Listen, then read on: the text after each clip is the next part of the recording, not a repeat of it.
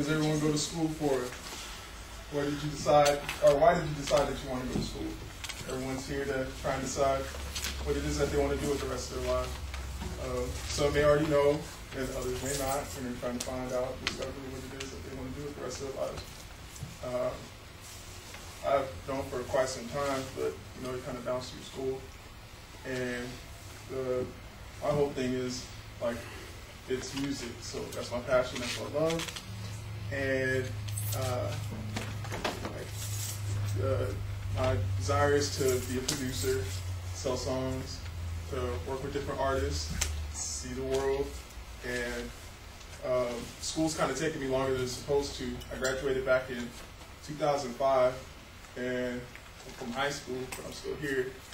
And so, like, life is always happening, so you kind of got to try and write about it or try and somehow get those feelings and emotions that tend to get bundled up and whatnot in the process. So, like, my thing is I want to start a record label.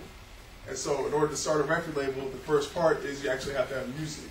You can, like, always buy other people's songs, but you got to start somewhere. And for my case, I started out making beats, so I make I have the beat laid down, and everybody makes beats these days. If you have a computer, if you have some software, then that means that you can be considered a producer or a beat maker. So in order to separate yourself from the next person, you have to be able to write the song. So in order to write the song, or you got to come up with the words, because people want to hear the music, but you got to have the words to go along with it too. So I kind of wrote something about like going to school and what it feels like, and I'll give you like the second verse. See, I got it all figured out, at least in my own mind. I graduated in '05. It's taken such a long time. I'd probably be finished if I would complete them online. But where else am I going to go to be surrounded by women so fine? I can do this. It takes a little focus. I've been honing my craft. It's that real, the hocus pocus. I'm Van Wilden, and I'm sure these ladies know this. My friends tell me my girl crazy excuses, they're so bogus. My mind's right. My study skills are kind of misdirected. You keep changing your major, make up your mind. I'm an eclectic. I want to dabble in all fields. Leave no courses neglected. But you keep on getting B's. I'll take it again to correct it. So as I assess and examine what's been keeping me from passing, it seems my biggest distraction is all this singing and the rapping. Even now, I'm supposed to be studying and cramming, but I'm a creature of passions, so I'll keep this music jamming.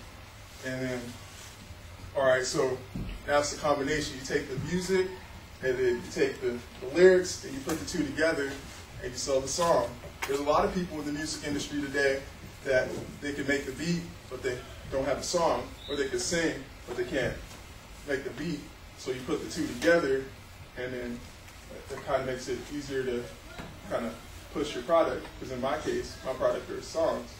And so before I can pass the songs on, I have to make sure that nobody can steal them. So how do I do that?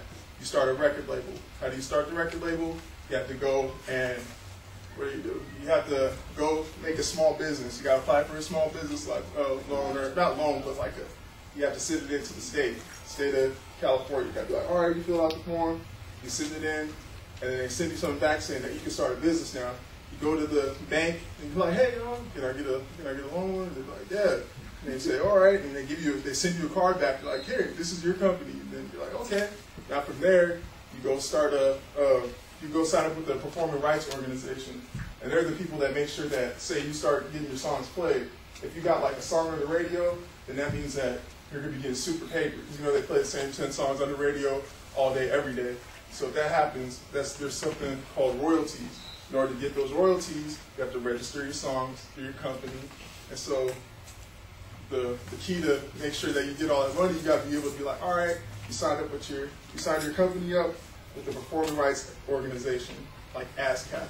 Okay, people that are in ASCAP, that's probably like all the big name people that you think of, like, and all across the board. So if you say you like Taylor Swift or the Kanye West and the Jay-Z's and the Beyoncés and all that, they're all got a performing rights organization. So you got to be able to try and get your songs licensed, and then you go to a place where you got to get it out. So you got to be able to perform it, go to shows, hand CDs out. Any place you see somebody going, hey, I do music, and you got to hand it out, give it to them, and then you tell everybody about it, and then you got to build those relationships and contacts so that you can eventually get it out. But, you know, the industry's kind of overcrowded with everybody does music these days. How are you going to separate yourself from the next person? And why are you going to do it if you're not making any money? And I guess it's about whether you care about it, if you truly love it, and if you're passionate about it, then you'll see it all the way through to the end. And that's it.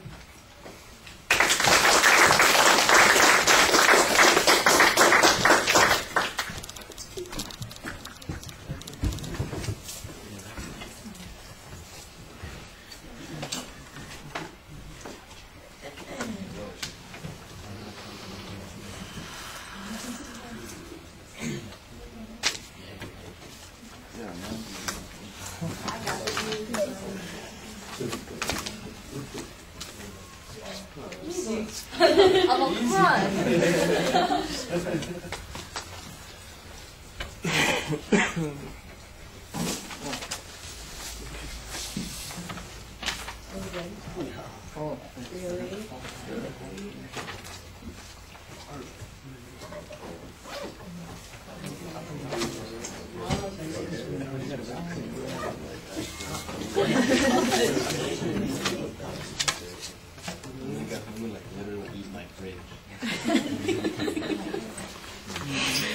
All right, Trey, you take advantage of some of those natural gifts that I think that everybody would like to have. Look, you look at people, you engage them, you've got a good smile, your face is animated, you look relaxed when you're talking to the audience for the most part, and I think that you're getting by on quite a bit of natural personality there.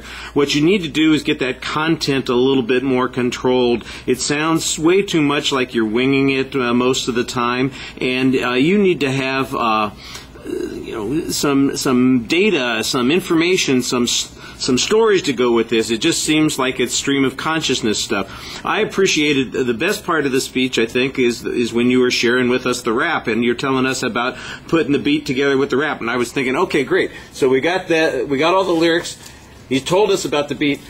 Now, where's the part where he puts them together and shows us that? And I'm going, oh, he doesn't, no follow through on that. You've got the right two ideas there, and then, planning means, oh, I should have thought about putting that last thing together there. And it's just one of those things, like I said, I think you're trying to wing too much of it, and because you know what you're talking about, but you need to have a little bit more control over the content. Delivery issues are not usually anything that you have to worry about because you've got a good voice, you project well, and you don't seem to have any difficulty relating to the audience. It's just the content seems like it's sort of all over the place and just comes out. And right at the end, it just, you stop. It just seems like I'm done.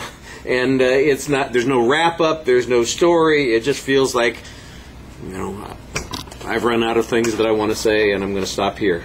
And you don't want to leave the audience with the impression that, you hadn't thought about what impression you wanted to leave with them. You want to be in control of that situation. All right. Thank you. All right, we've got a time for a few impromptu speeches, so I need to get evaluation forms from people who want to do